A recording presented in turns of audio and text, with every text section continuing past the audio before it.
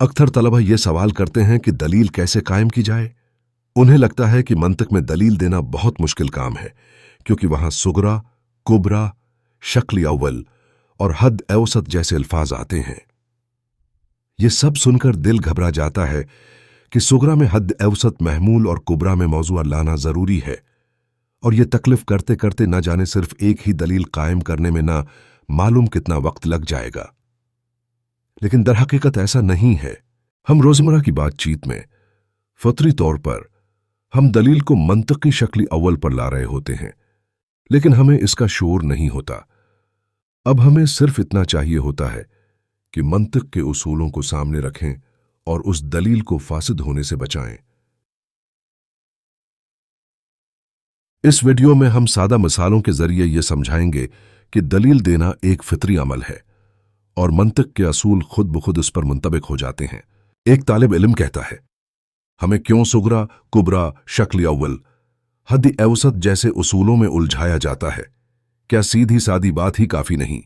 हम कहेंगे, जब भी हम किसी को कोई अक्ली बात समझा रहे होते हैं तो हम लाशोरी तौर पर मंतिक की शक्ल अव्वल पर दलील दे रहे होते हैं।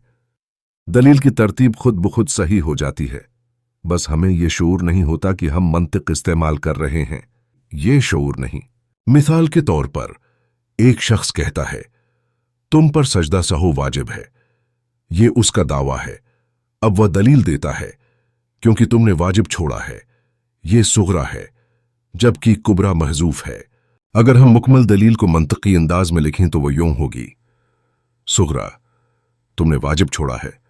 कुबरा, हर वाजिब के तुर्क पर सजदा सहू वाजिब होता है। नतीजा, तुम पर सजदा सहू वाजिब है। यह मंतिक की शक्ल अव्वल है, क्योंकि सुगरा में वाजिब छोड़ना महमूल है और कुबरा में वाजिब छोड़ना मौजूआ है। यूं हद औसत अपनी दुरुस्त जगह पर मौजूद है। एक और मिसाल मुलाहजा हो, कहा गया, तुम पर कुर्बानी वाजिब है।